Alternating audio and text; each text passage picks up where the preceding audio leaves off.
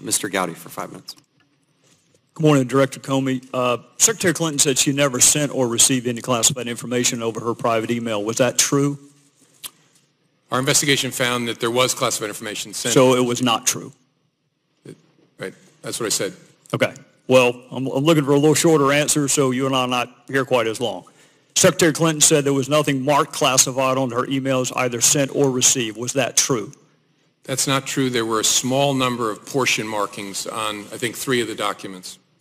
Secretary Clinton said, I did not email any classified material to anyone on my email. There is no classified material. Was that true? There was classified material emailed. Secretary Clinton said she used just one device. Was that true?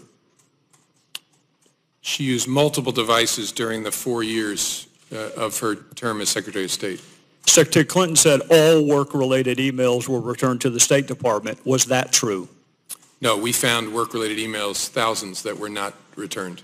Secretary Clinton said neither she nor anyone else deleted work-related emails from her personal account. Was that true?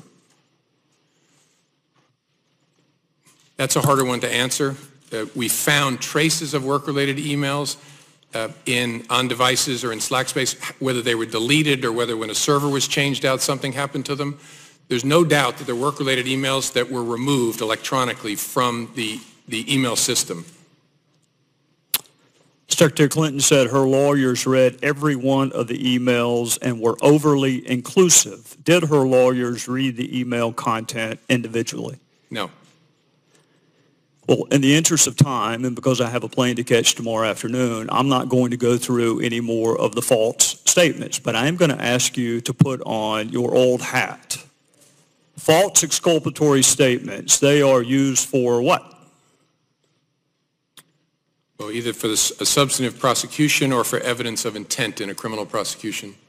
Exactly. Intent and consciousness of guilt, right? Is that right? Right. Consciousness of guilt and intent. In your old job, you would prove intent, as you just referenced, by showing the jury evidence of a complex scheme that was designed for the very purpose of concealing the public record.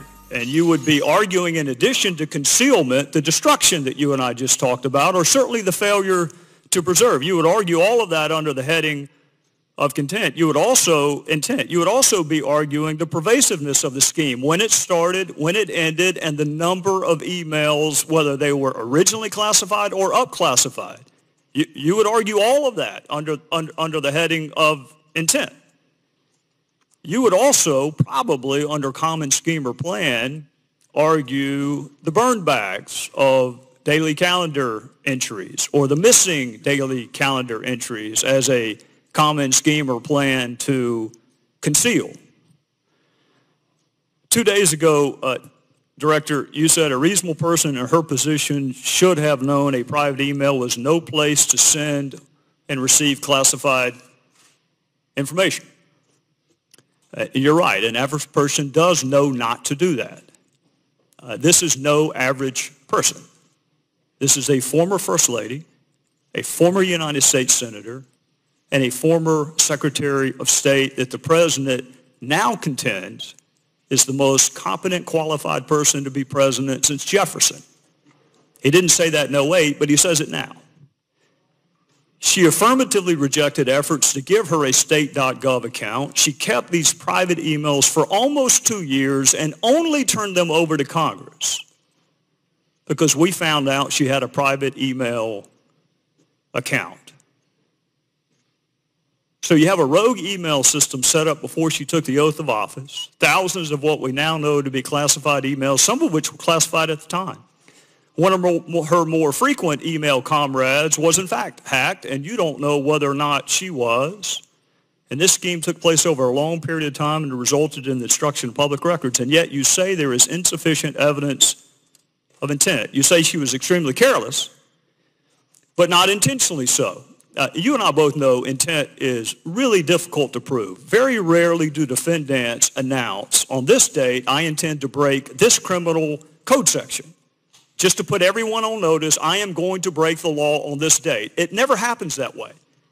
You have to do it with circumstantial evidence. Or if you're Congress and you realize how difficult it is to prove specific intent, you will formulate a statute that allows for gross negligence. My time is out, but this is really important. You mentioned there's no precedent for criminal prosecution. My fear is there still isn't. There's nothing to keep a future Secretary of State or President from this exact same email scheme or their staff.